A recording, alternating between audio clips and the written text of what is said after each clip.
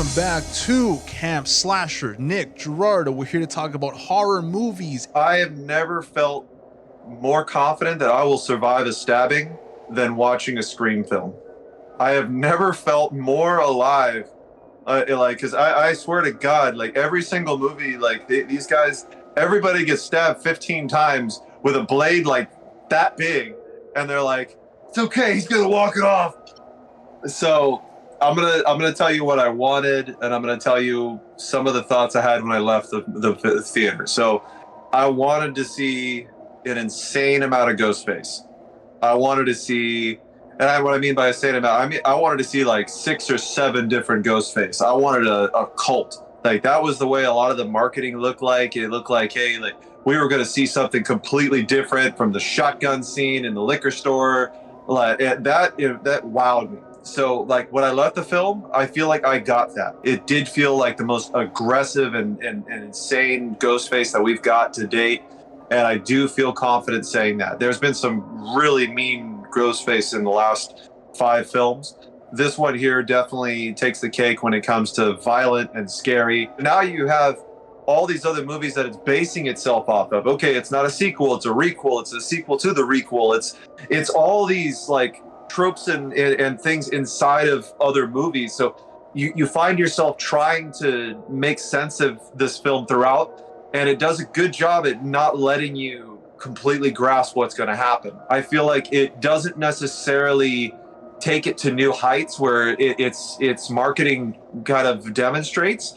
I believe that it is way better than the other franchises who tried to venture off into new areas. Like it's greatly compared to Jason Takes Manhattan, where Jason ends up where he's on a boat most of the fucking movie, and then he ends up in New York for the last 20 minutes. You know, by the end of the film, I don't know if I feel like it's building anything. It doesn't allow it. It's almost like this horror series is like, this could be my last one, and I don't want to over complicate or create this open book. But the more I let it settle, and the more I feel like I look back and reminisce, it does grow on me, and I do want to see it again. I'm looking forward to it. I got that stupid fucking popcorn bucket that I could not live without.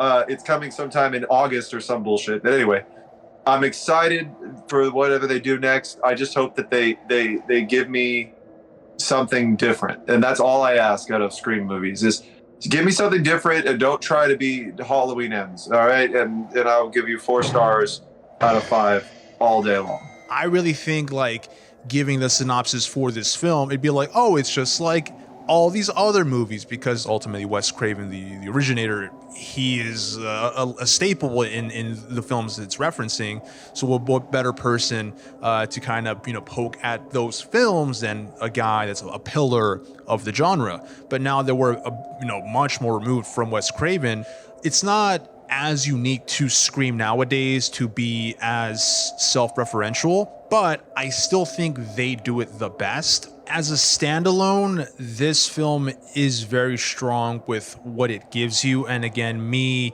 not having all the lore in my head, like I know when the big cameos came through of the previous actresses of the Scream franchise, they had this whole, it wasn't as bad as Marvel, but it was like, step into screen, hold for applause, I'm back. And it was like the whole thing where it's like, oh yeah, this is neat. But I think whatever they do next for the next iteration, even though the ending for me was ambiguous, it sets itself up for certain things to happen within the next film, or at some point, I would hope.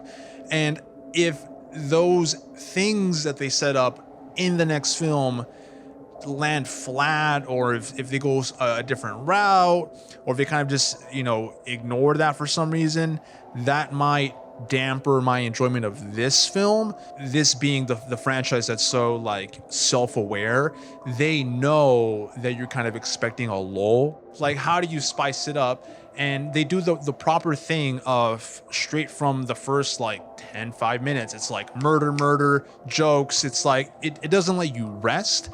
You mentioned earlier the whodunit aspect of like who's the killer behind the mask. Even though we are ping-ponging back and forth between like, you know, we have gore, we have humor, we have wholesomeness. Like it has all these little tidbits it gives you back and forth. The overlying like connection is like who's killing us, because they ask that question in times where it's funny, where it's scary. They always connect it back to the core of like, we need to figure out who is doing this, why they're doing this. When they do give the final reveal, as they do, they're supposed to, I thought it was kind of like, okay. Again, that's what really made me stick with the keyword of the day, filler. It's just like, we had to pick somebody. I guess we had to pick somebody. So it's not anything bad, but as it stands now, if we had a half star, I would do 3.5, but I'm gonna bump it up to a 4 because I think it's a lot stronger. We have animated stuff coming out soon. It should be out in conjunction to this, but maybe not, because I'm also unreliable at posting things when they're supposed to be uploaded because I'm lazy, but also, hey, you know, what can you do? Nick, send us out with that camp counselor Amato. Blood, guts, spit, and ass. That's how we roll. Ring the bell, give us a thumbs up, and we will see you all next time.